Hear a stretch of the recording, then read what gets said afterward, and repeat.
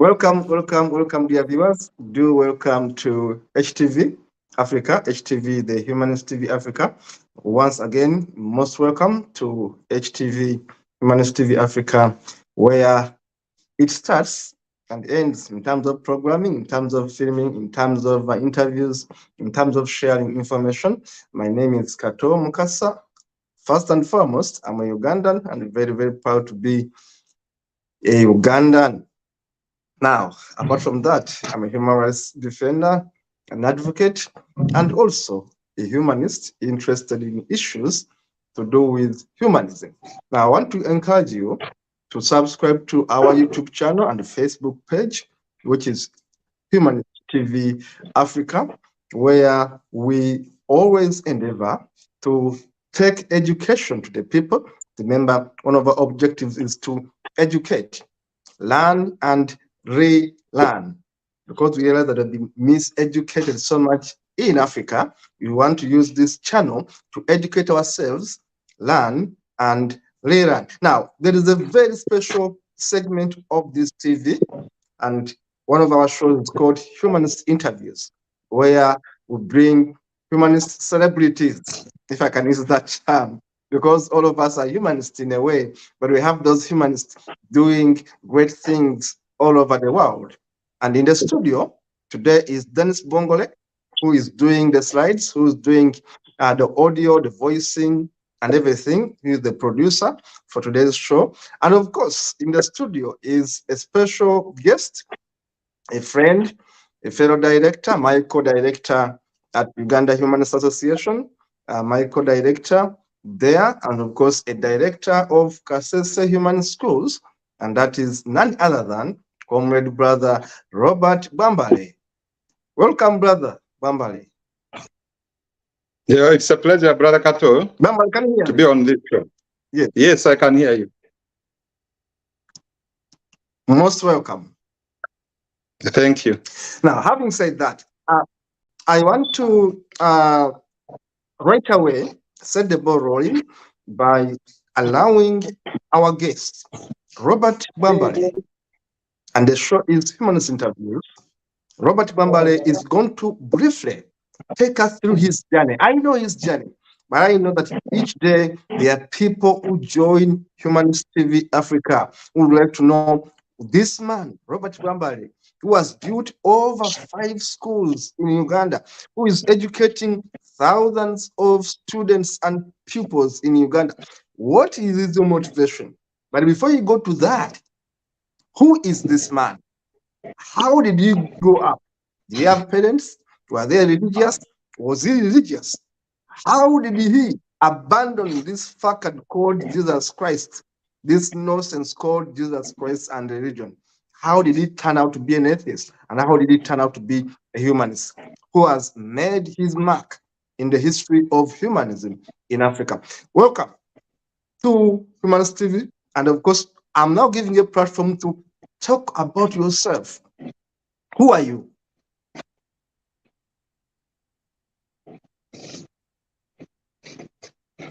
Over to you, Bwambale, if you can hear Yes, me. Brother Kato, I'm so honored to be on this TV. Yes, I'm hearing you well. Yeah, so I'm Bwambale Robert. I'm a Mkonjo by tribe, coming from the western part of Uganda. And I am from a place called Karambi in the Mkonjo West constituency, which borders the DRC, and I live on the Ugandan side. Yes, there is a lot about myself. I'm a Ugandan, and I'm aged for the 6 years. First, I'm also a parent. Yes, but I grew up as an orphan, and I was orphaned when I was 5 years. I happened to be a half Mukonjo and half Uganda. My mom is from that side of Masaka. Yes, and throughout my growth time, I have lived both in Kasese and Kampala. Yeah, I'm from a devoted Anglican family. Yeah, where I was raised in the early years. And since I grew up as an orphan, I didn't have much time to stay at my place of birth, that's at Kasese. So I lived with different people, of course, from different beliefs. I have lived with the Muslims for several times. I have stayed with the Catholics. I've even had a chance to stay with the Adventists and even the traditionalists. I've stayed with them. So this gave me an opportunity to at least try and see what transpires in the different belief systems. And this one gave me a wide view on the belief systems in Uganda. So I have all that experience. I have learned a lot from those beliefs. I have read several religious books. Like the times I stayed with the Muslims, I read in some way to recite the Quran and the kind of rituals they perform there. Yes, with the Adventists, there has been a time where on Saturdays, actually on the eve of Friday, where there is nothing done in waiting for what is going to be done the following day on the Sabbath day. I have even had some time with the Pentecostals, especially when I was in Kampala. I was okay. My best church was the KPC. I think by these days they call it the Watoto. Yeah, I could go there. I could go there to worship or to have some interactions with the believers. I have also had a chance to join some scripture union, especially when I was at college. When I was in Chambogo, I joined the Chambogo Christian Union Choir. I was part of it. Yeah, so this one gave me a wide overview. So about my education, I hold an ordinary diploma in biological sciences, which I got from Uganda Polytechnic Chambogo. I have studied in various schools. I was once in Kampala High School, Senior 1, Senior 2. I was in Karambi Secondary School, Senior 1, Senior 2. No, Senior 3, Senior 4. Then for my primary education, I was in Murusege Primary School, deep in the villages in Kasese. Yeah, so all these ones gives me some gave me some experiences. Yeah, so about my family, I'm someone I'm married to a lovely wife, and I have 5 children. So I've been in marriage for the last 12 years. Yes, and throughout my growth, I can say I have, my story is very long. It's very long, but to simplify it is that my study career has not been okay. Yeah, because I started from primary. I finished the whole of primary when my grandmother was taking care of my education, because initially I grew up without any parents. Yes, so for my secondary education, yeah, some uncles of mine helped me. By the time when I was in Kampala, senior 1, senior 2, yeah, I was there for 2 years. Yeah, so my uncle who was helping me with the school fees, yeah, ran out of school fees, and I had to drop out of school. So I dropped out of school for a period of 2 years, and I was on the streets of Kampala. I was hustling, really doing sorts and sorts of jobs. Yeah, in search of a life. But later, after when I dropped out of school, I realized that education was very important.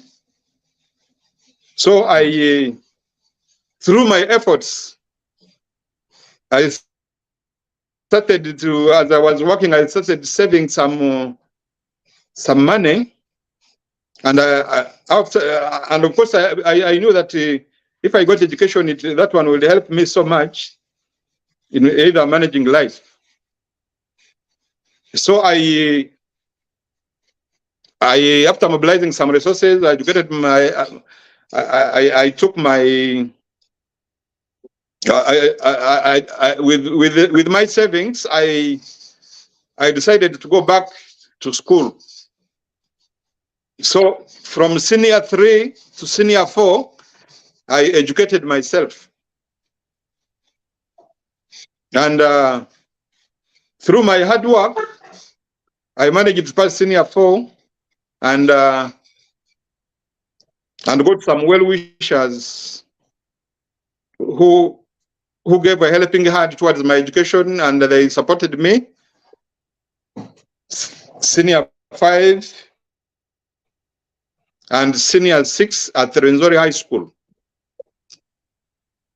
Yeah, so from there, when I was at Rwenzori High School, I managed to pass the A-level exams, and I qualified for a government sponsorship at Chambogo, Uganda Polytechnic Chambogo.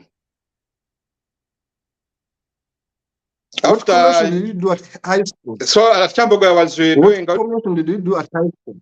Ordinary diploma in biological sciences. I was there for 2 years. After the 2 years, yes. Yes.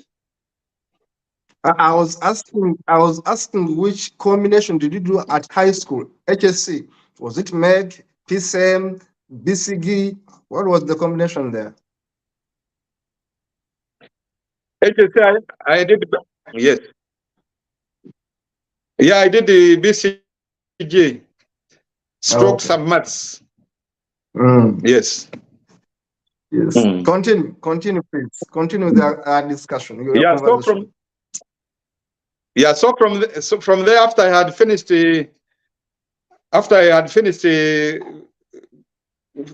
Chambogo, after getting that ordinary diploma, I decided to hustle and employ myself after, of course, failing to get jobs. So I employed myself and did some small businesses. Maybe what I have forgotten, when I was at Chambogo, I had learned of a skill of cutting hair, of barbing. Yeah, so when I was at Chambogo, I could study at the same time do the barbing work. Yeah, so through my efforts and hard work there at Chambogo, I managed to mobilize some resources, and those resources helped me to get some starting capital to begin barber shops in Kampala. So I opened some 2 barber shops in Kampala, in a place called Kansanga. Yeah, so I was there. I operated the barber shop. Yeah, for some good years, something like I think it was like 4 to 5 years. Yes. So then from there, I tried to evaluate myself how far I've gone. So from there I decided to create something big, and I thought of maybe begin upon a community-based organization. And since I was in Kampala, I thought that maybe if I took it back home, I went back to Kasese, it could provide me a better ground on how I can serve my people. So I went to Kasese, and I had to convince some of the guys there, some of the guys around Kasese, and we created a team, and we named it Kasese United Humanist Association. Yeah, so from that association, then it's from that association that gave rise to most of the humanitarian activities I'm doing right now. Hold it there. Hold it there. Yeah. I have questions for you. I think that's what I can give you as of now, but I can respond to some questions from you. Yeah. Your conversation, your story is very fascinating. I've been hearing it. Of course, me and you know each other. I know your story, but I want the viewers to get it better. I can say I always vouch for you. I always vouch for you. You are the person in Western Uganda. I can always say I completely trust. I completely know what you do. I completely know you are an atheist. And I've been telling you this yesterday and the day after yesterday, because I know your work. But now, having said that, I want you to help viewers know, how did you find humanism? But before that, how did you lose your faith? You, a person who was in the choir, a person who was going to church, a person who was going to Watoto, a person who was exposed to Muslims, SDAs, you were so much into church. The question is, how did you lose this church God nonsense and then say, I'm abandoning all this for reason? What was the turning point that changed you to look the other direction and forget about religiosity?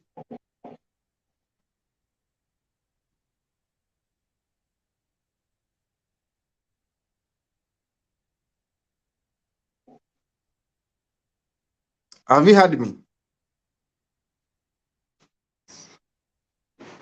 Network may be disturbing you. Have you heard me? Robert, have you heard me? Yes, the network was breaking. Yes. Can I repeat for you, or you have? Yes, I had some. You were asking about how I came to lose my faith.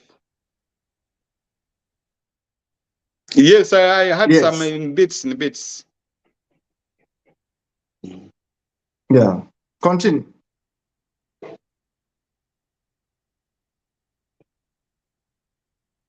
So, Robert, if you can hear me, go ahead and tell the viewers. Yeah, from the experience I had of trying to live in a different.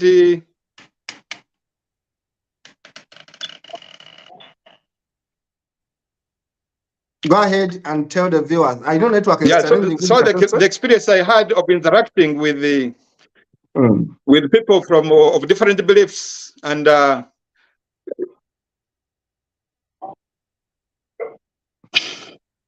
Yes. Go ahead. Network. Just speak without breaking. Speak, Robert. If you can hear me, simply speak. We shall pick the words. Network will find us. Simply speak. Continue speaking.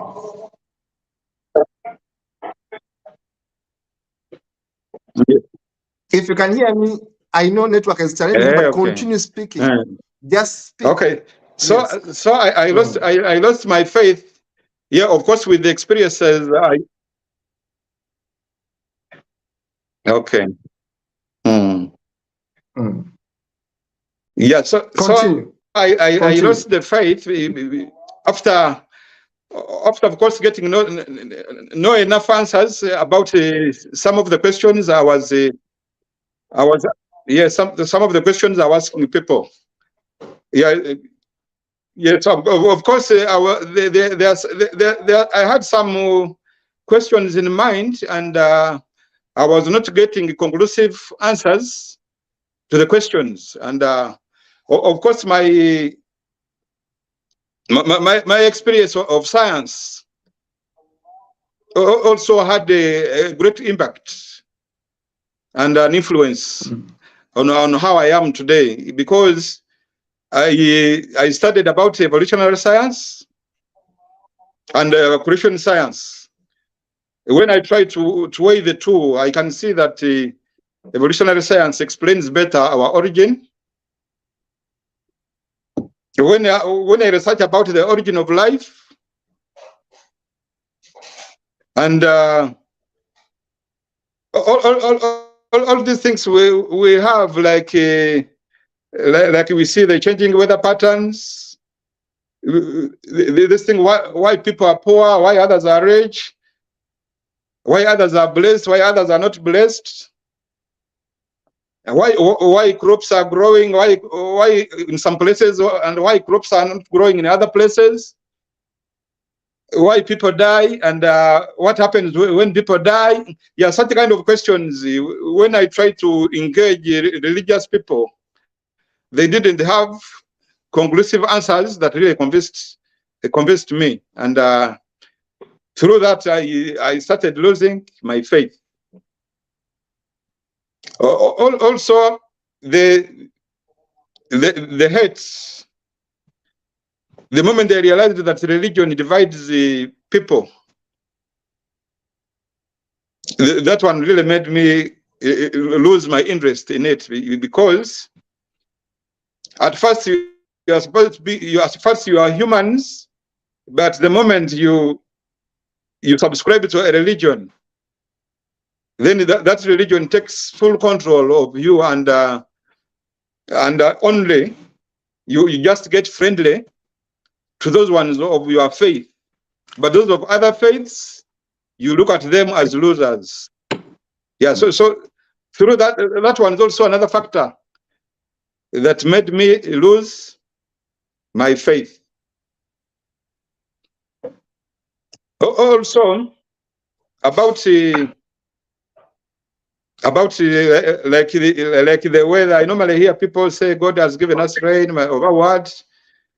Yes, but even I see this thing of natural disasters happening all over the world. Yeah, all these factors are just there to show us that we, the humans, are really on our own, and we have to put their measures on how best we can survive or make or improve on our lives, and even on other lives of other living organisms. Yes. That's very interesting. That's all I can say, my brother. Sir. Thank you so much, brother. No, your story is captivating. Now you know it, but I always want to maybe what I can add. Yes. Okay, go ahead.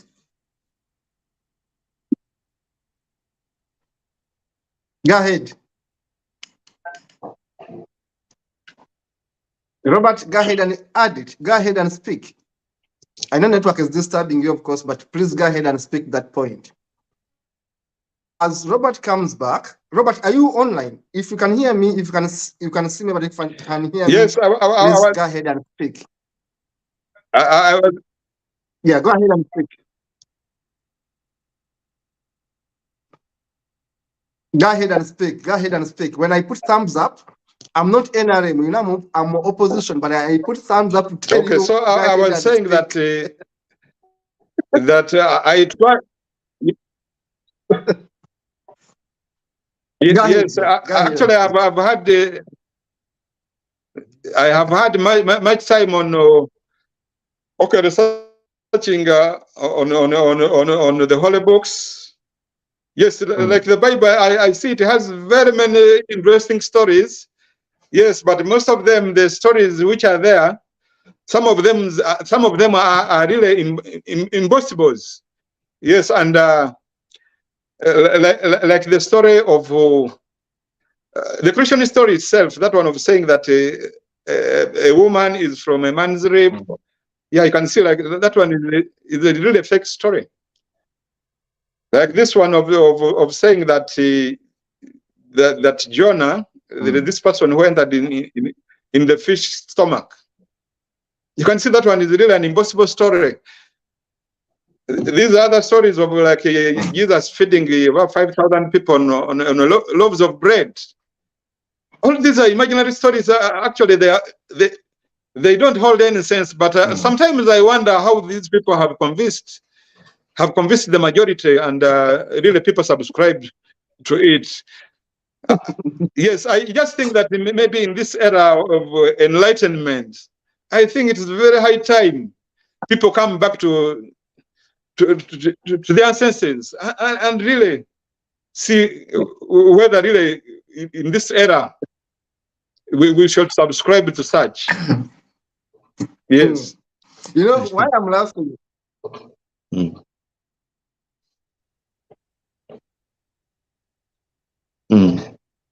You see why I'm laughing? But before I say why I'm laughing, our senior comrade brother Kevin Sadner says, nice to hear your story, Robert, and how you were bravely able to extract yourself from religious indoctrination. That is from your friend, our friend Kevin. Now, thank you so much, Kevin, our senior friend. Okay. Of course, Namatovu says greetings to Mr. Robert. No one is greeting me. Everyone is greeting Robert. Okay, I'm taking offense. Now, having said that, you see, I enjoyed this show because, as you say, I always wonder how people who believe in God actually think.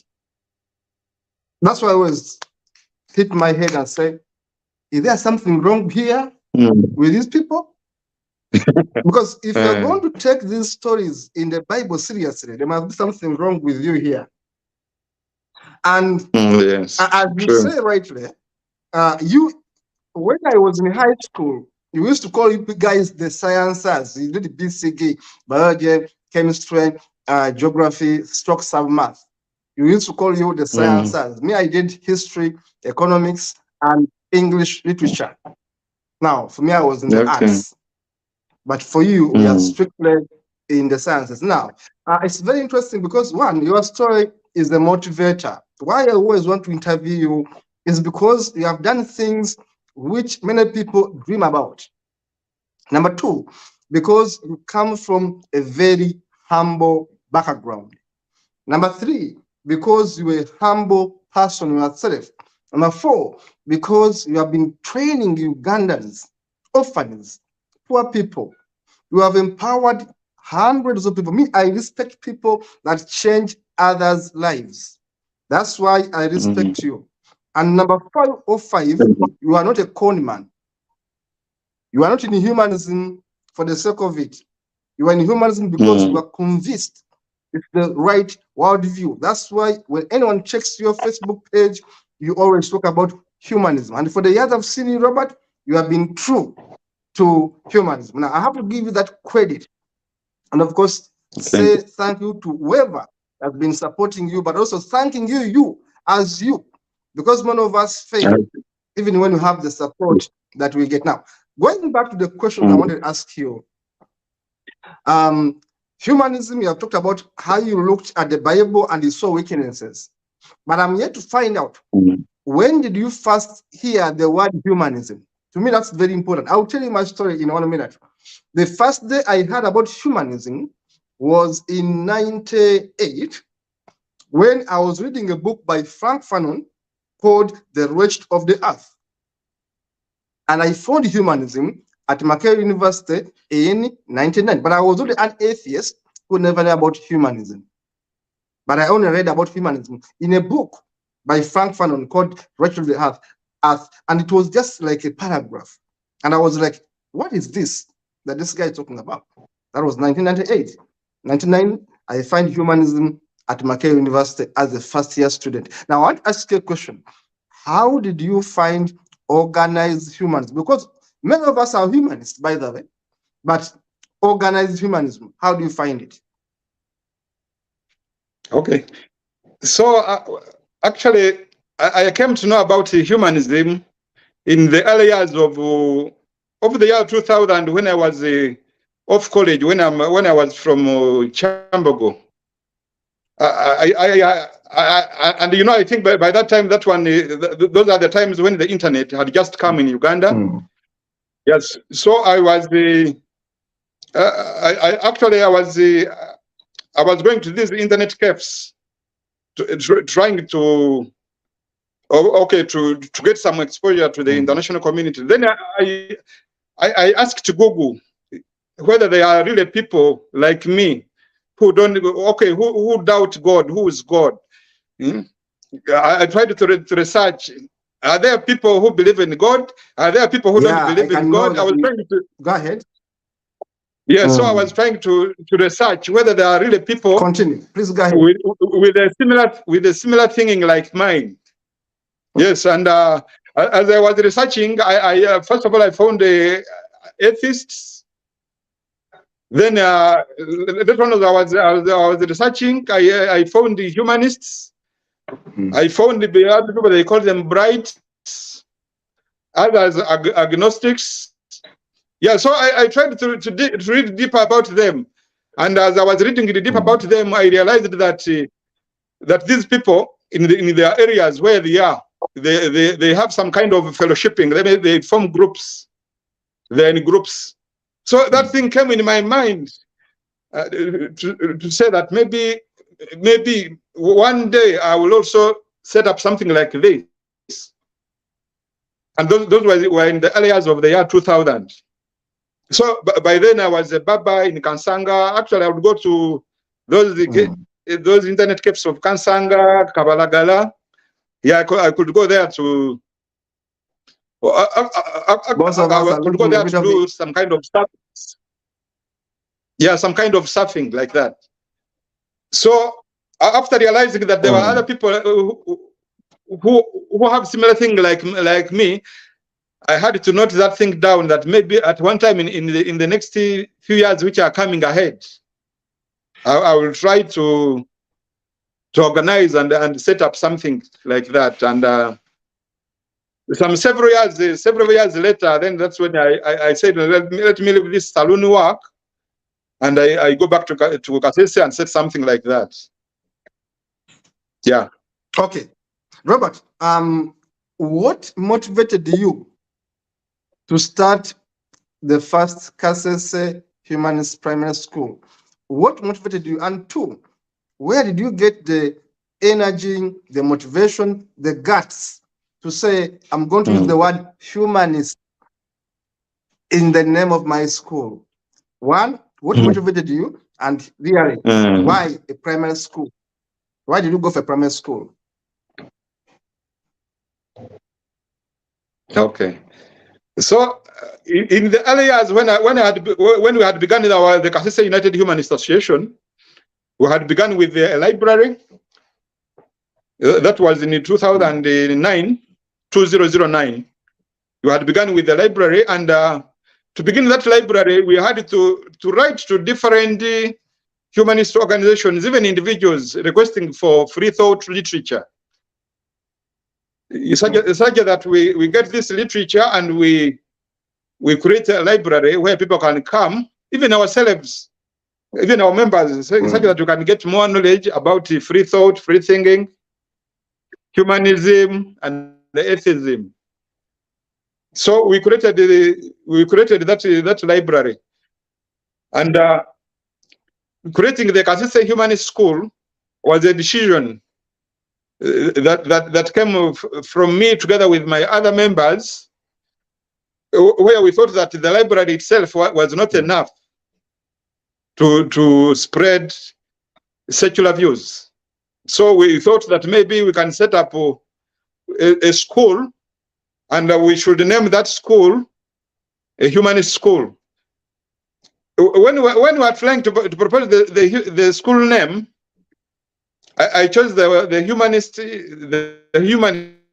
to feature in the school name, because I wanted the people to research about what humanism is.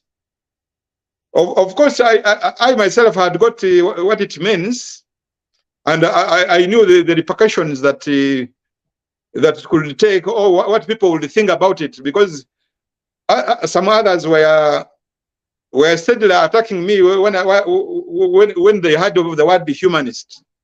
But I said, let it be the school name, and I see what happens. Actually, I was ready for a big battle for putting there the word humanist. I researched about these other schools.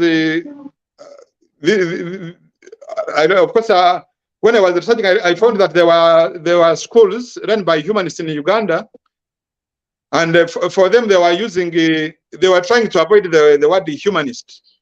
I said, but why are these schools, yet they are promoting humanism, but they can't show the word humanist? Why? So for me,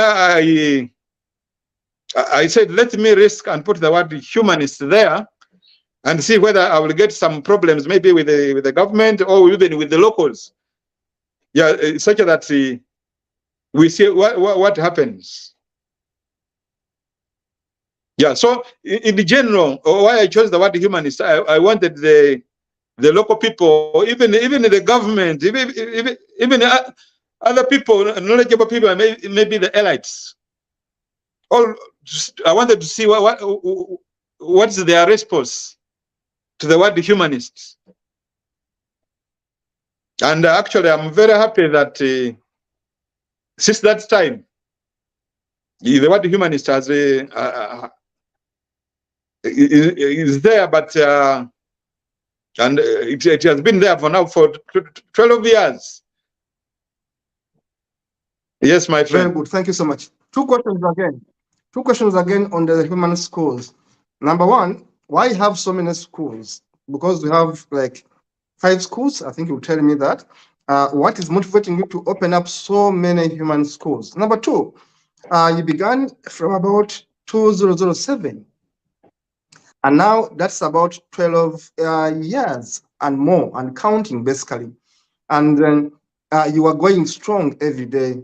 You are nurturing students. Tell us, how many teachers do you have in these human schools? Because I think there are about 5. How many teachers do you have? And how many students so far have you churned out? Because now we want to look at the impact of these schools. How many students have you so far churned out? Have you so far graduated from primary to secondary, from secondary to university? Tell us the impact of these human schools.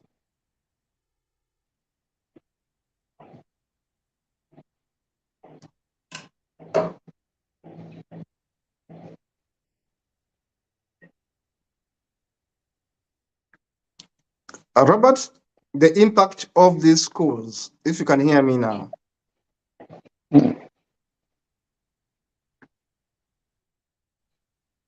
Yeah, so in our schools, they are.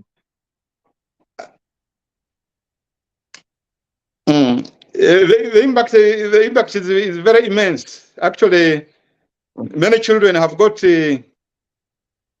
yes, many children have got education in our schools. Many have attained the critical thinking skills throughout our schools. We have also provided the employment opportunities to several teachers. and non-working staffs. Like right now, we have a staff of 57 teachers at all our campuses. Yeah, which is something good. We have also produced graduates. Some of our students, especially the pioneer students, some of them are graduating at university. Others are doctors. Others have been engineers. Others are in the business working world. And others have been farmers. We have also trained others have got skills, vocational skills. Others are tailors. Others have been carpenters. Others mechanics. Yes, then also the local communities have been helped in a way that our schools has got some vast lands where we normally rent out some lands, even giving chance to those who want to farm but don't have where to farm. Yeah, some people have benefited. We have also tried to offer some medical facilities. Like as you know, we have this the Bizoha Backpackers Hostel. You know, if you have been following my works, it's now a medical center. Someone hired it for medical services, and that thing is it's working very well, and it's helping the local community. Yes. Dennis, can so you also some of our teachers have managed to ask the photos as Bwambale talks. Keep on showing up the photos.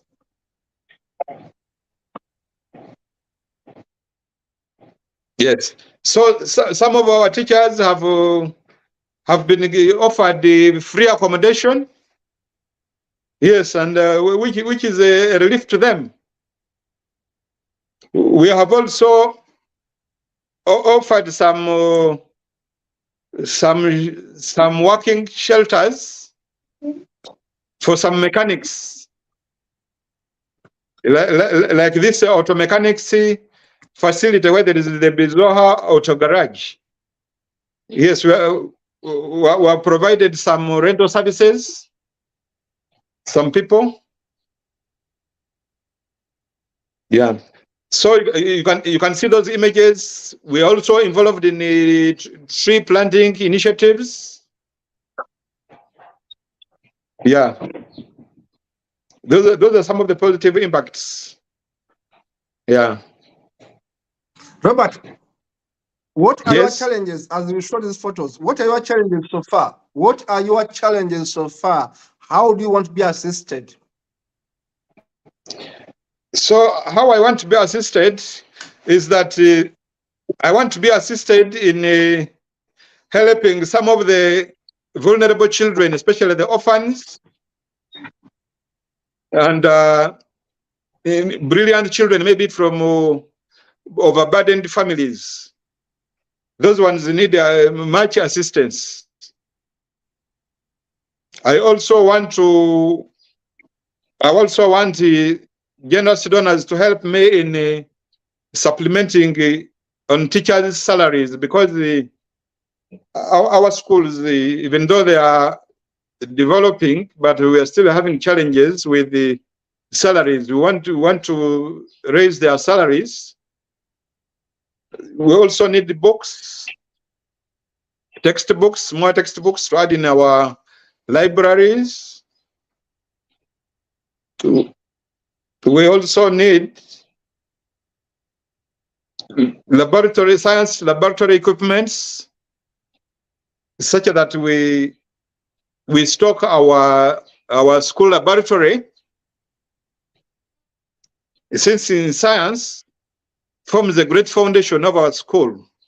It's good we have up-to-date science equipments and reagents. So those ones are not enough.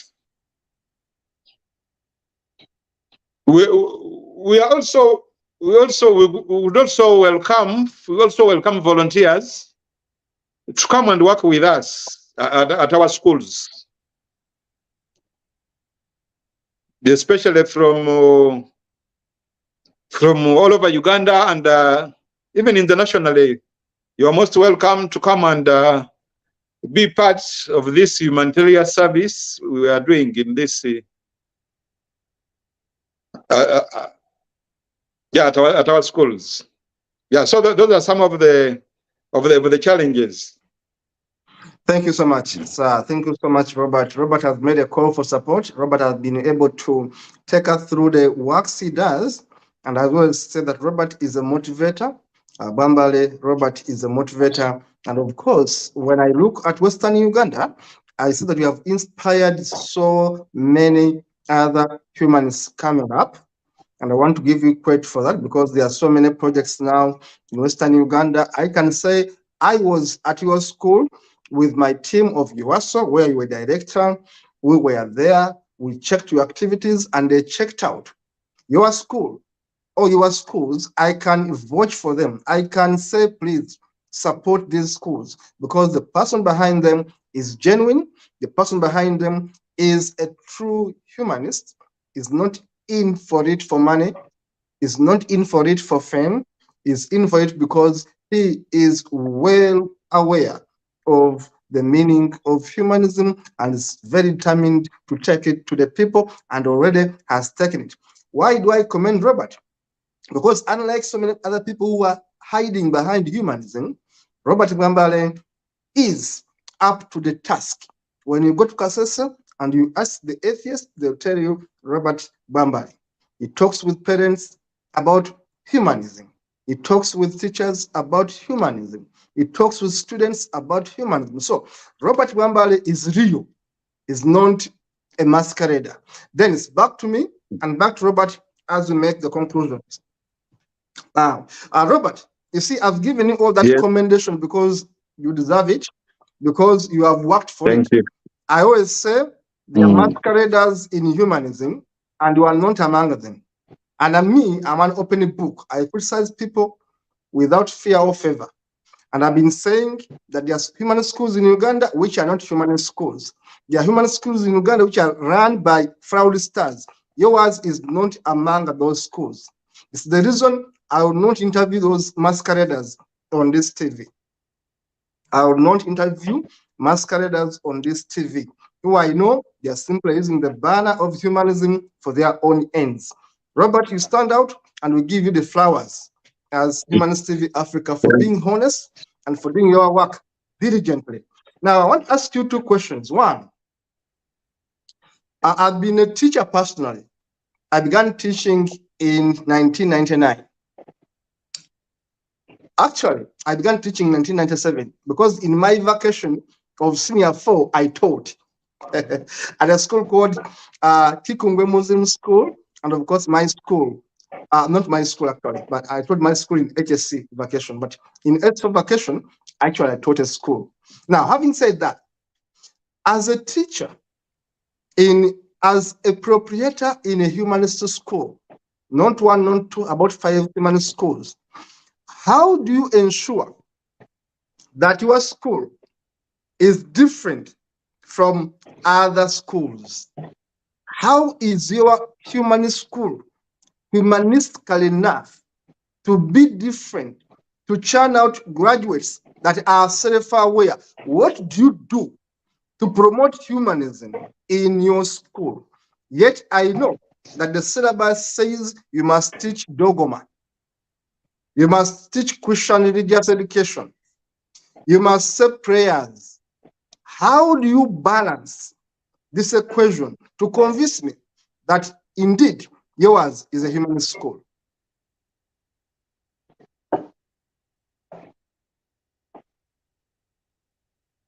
Got my question?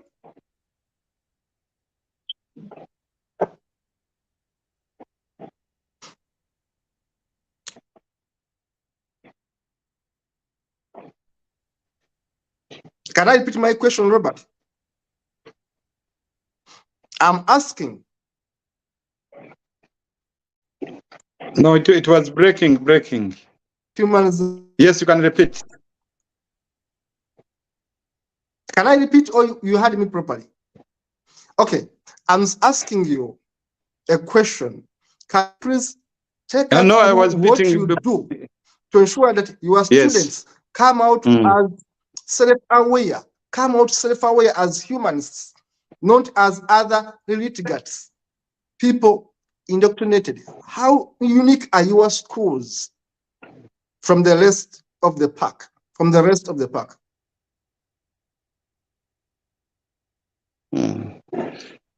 Okay, so at our school we try to encourage. We try to teach humanism as a lesson. We teach critical thinking as a subsection under humanism. We also encourage evidence-based learning, whereby we want the children on any topic that may require a teacher to show the children such that they see something in real life. We try to encourage the teachers to take children for outdoor learning, such that they encourage the learners themselves to ask questions. We also try to teach religious education as per the requirements by the education curriculum, but we try to encourage comparative religion. We try to expose our children that there are other religions, and maybe making comparisons. That one drives them to see the loopholes in these religions. But what we don't normally say, what we don't normally do, we don't stop them from practicing religion, but we encourage them to understand more about religion and to question those who stand for religion, such that they give them the better answers. But generally, when our children normally question those propelling religion, yes, sometimes there are the times when they fail to answer the what? There are times when they fail to answer the questions. So that one creates something in the mind of the learners. They try to understand that there could be some loophole somewhere. Yeah, so that way, that's how we teach. That's how we try to expose our children to humanism, and also for our outdoor talking compound, we have such secular messages around our campuses, and sometimes those secular messages are topics under discussions. So sometimes they can go to a certain, they can go, the children and maybe the teacher can go under a certain tag on the wall, and they try to study that, and through that our children get some exposure about humanism. We also encourage our children to read very widely on different. Okay, we try to engage them to read all sorts of books. Yes, because it is from those books that they get a wider knowledge that may somehow expose them to being knowledgeable. Yes. Robert, two questions here. One, of course, is a commendation from someone from California. I think it's called Fulbright, something like that, sent a message saying thank you so much from California. And of course, our colleague Kevin Sadner is asking a question, which I want you to answer at the end of the day.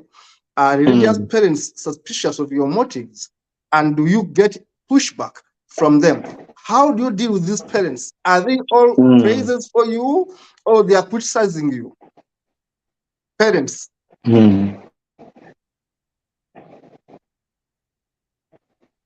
Okay. How do you deal with parents?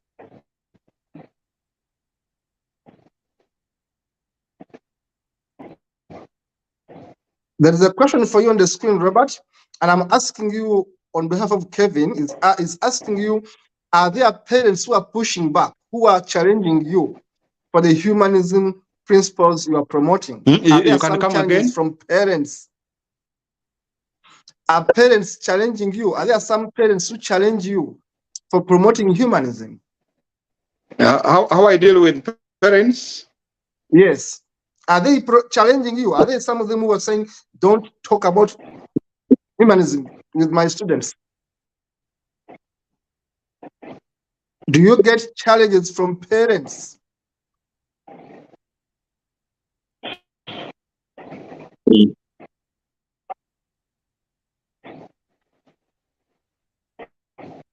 Viewers, network is a challenge in Uganda, especially during the rainy season. You are going to excuse us. Network is a very big challenge in Uganda. Robert, if you can hear me, please fire away. Answer. Yes. If you can hear me, just speak. Just speak. Network will find you on the way.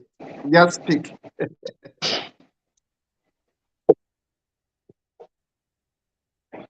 Robert, if you can hear me, simply speak. No, I Network don't will get. find you. I don't get any challenges from parents, but I only get challenges from the enemies of humanism, especially.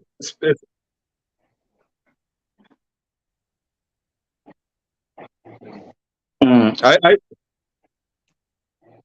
Say that again, Robert. Say that again. Say that again.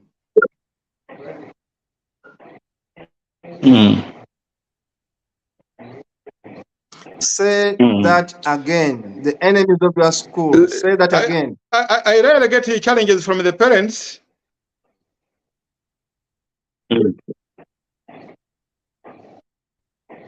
Yes, I rarely get challenges Robert. from parents. Speak. Network will find us on the about way. humanism. Just speak. Yes, but I do get challenges from some enemies of humanism in Kasese here, especially pastors, even religious heads, who from religious heads who have misconceptions about humanism. Of course, I think they are in fear that maybe we are trying to derail some of their believers, but it's not our intention. Ours is just the enlightenment. We are trying to enlighten the people about the belief and the dangers of the beliefs. Yes, but to those who have come to me for a one-on-one discussion about humanism, I'm open. Even if I'm called to a radio station to explain about humanism, what I stand for, I have no problem about it. But what I understand is that these enemies, they don't want to learn. They just want to take what they have in their mind that maybe is the right thing. Because the claims they say about humanism or atheism aren't true. Because if someone says, I don't believe in God, you try to ask that person how he understands God. Even you who believe in God, you explain to him how you understand God. If someone says, you show me the evidence of God, I think you have to understand. Where they go wrong, sometimes they normally say that they give blessings. Where religion wins people is that they say they give blessings because they have that slang of God bless you or Jesus loves you. Yes, but sometimes those claims aren't true or aren't from the inner heart. So I think these people, they just have weaknesses. They should agree to learn. And they should also agree to learn what humanism or atheism is. Because what's the most important is for all of us to advocate for doing good or being good in our society or doing good for our communities. It's what is most important. Because after all, the heavens they are claiming, nobody knows, even the religious people, they don't know heaven. Even if there is no need of heaven for a while, why should you do good? Yes? Why should you do good? Because you are being promised to have eternity. Yeah. You know, there is a lot of stupidity when you decide to become religious. There are things which you forget.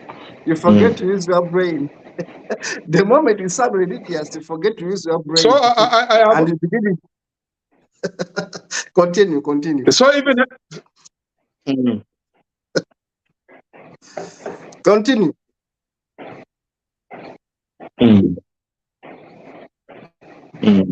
Robert, continue. So even when we have some staff meeting, maybe or teachers or parents meeting, I'm not shy to explain what humanism is. Yes, I'm not shy to tell what humanism is, what it stands for, and I also have room for those who have misconceptions about it. I have the reasons to defend humanism because I know what it is and I see no harm in it. Yeah.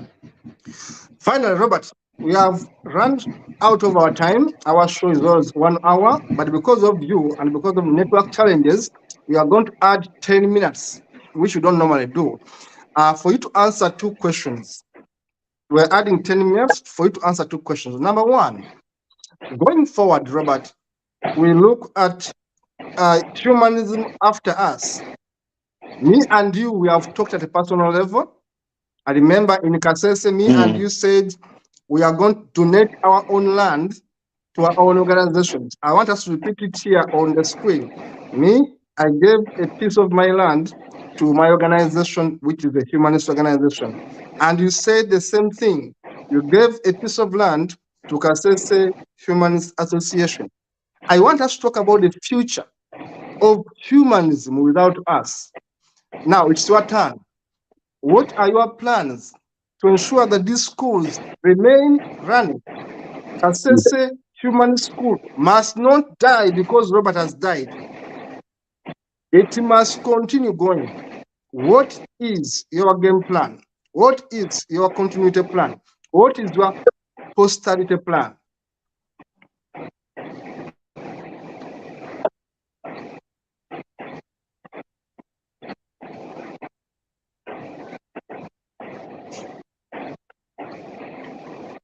Robert, did you hear me?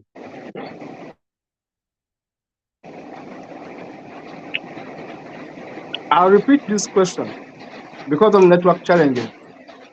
We are talking about posterity. What are your plans to ensure that your schools outlive you? What are your plans to ensure that your schools stay when you and me are long gone?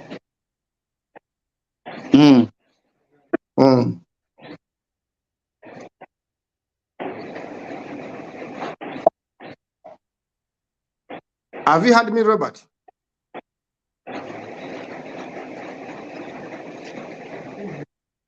If you heard me, simply fire away. Yes. If you heard me, simply speak. Because my school is would always speak. I heard partly what you said. Maybe you can repeat. Say that. I say that me and you have talked privately and openly about leaving a legacy for our own works. Me and you donated our own lands to our own organization. I gave my own property to my NGO called Halea, and you gave part of your land to Kasese Humanist Association. I'm asking you a question.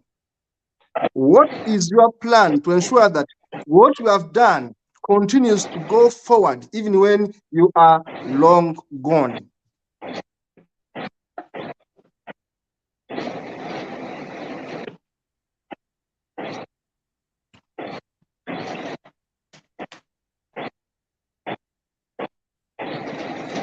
You didn't hear that, Robert? Hey. Okay, so now I picked the question. Yeah, so Kasese Humanist School is not all about Bwambale Robert. Yes. Kasese Humanist School is not all about Bwambale Robert as a person. Yes, because the school now operates as a non-profit charity. Yes, and it's registered as Kasese Humanist School Limited. So even when I'm not there, or when I'm long gone, still the school will remain under that name, and it will remain as a school. It will still remain as Kasese Humanist School. It is something which I normally tell the parents, that those schools I have created are not mine as Bwambale Robert, but it is entirely for those communities. But my interest is to see them continuing to serve as schools, but under the humanist umbrella. That one is what I have in my mind. And what we are doing as the Kasese United Humanist Association, we have that thing in mind. Of course, it's binded by what we have in our constitution. Yes, so there are no worries that even when I'm not there, the school won't be there. And actually, to be sincere, because in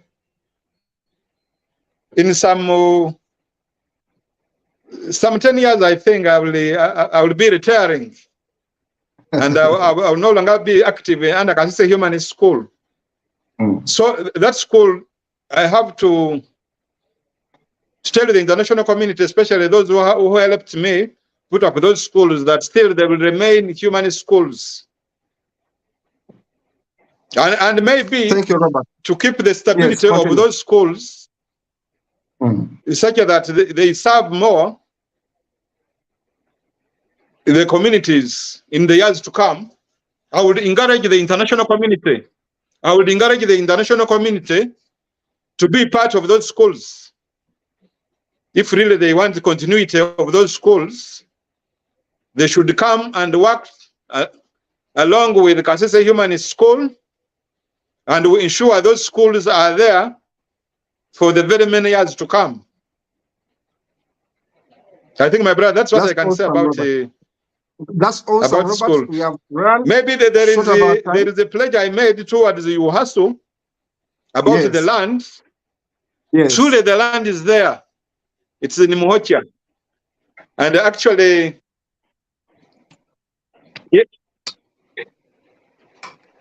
yes, Mr. Kato, I'm talking about the pledge I made some years back about a land for UHASU. Yeah, that land is there in Kasese. Yeah, possibly we can work together with UHASU, and we put everything in line, and we see what we can do on that land. Thank you so much, sir. Thank you so much, sir.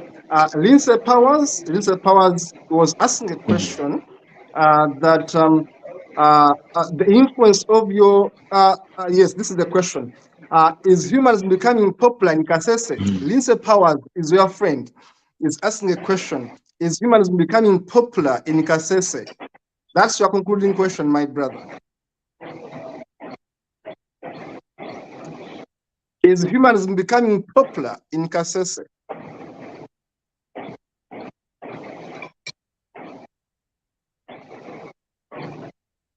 Robert, have you heard me? The network is very shitty today, and we are concluding this. Is humanism becoming popular in Kasese? Lindsay Powers asks. Okay, Robert, you cannot hear me. I'm going to end this show. Is humanism becoming popular in Kasese? Humanism? Is it becoming well known in Kasese?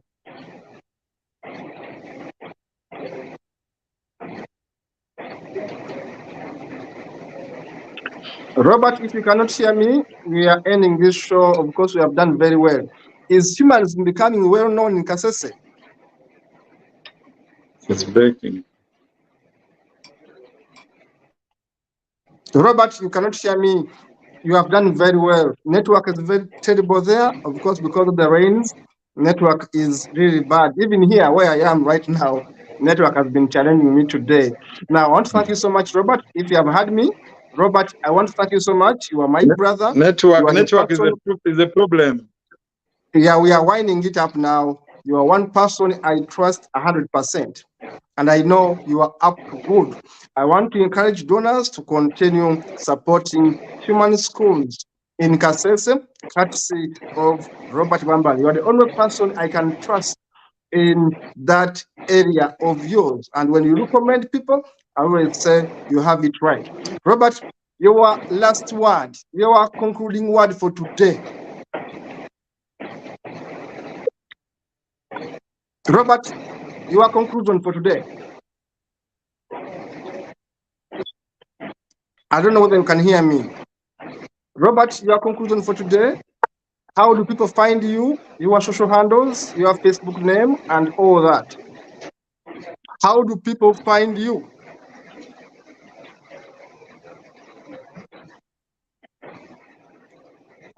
Yes. How do people find your schools? How do people support your schools? Donate to you.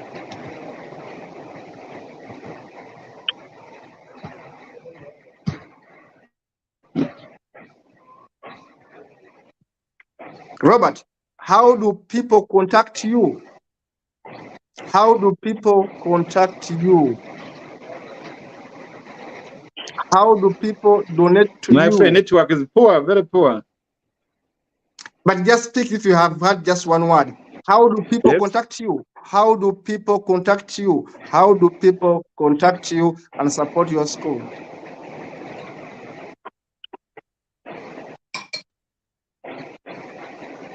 Yeah, so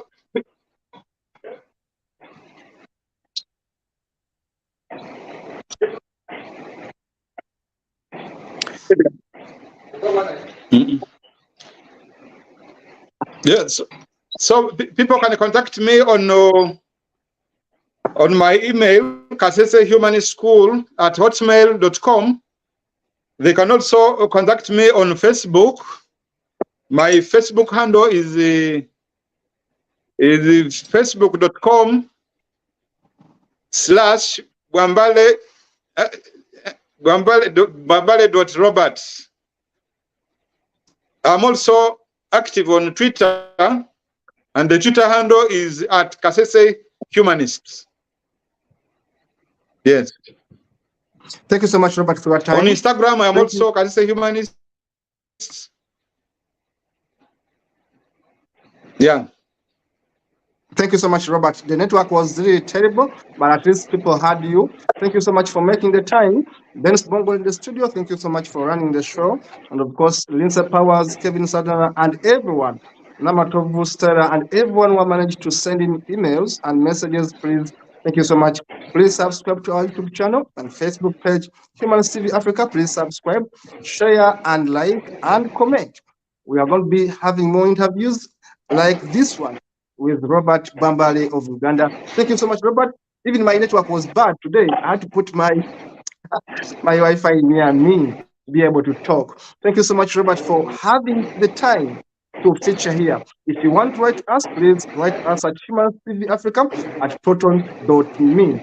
Write to us, can be able to host you and be interviewed right here. Robert, thank you so much for making the time. See you when I can see you. See you in the next one. Thank you so much, and bye-bye.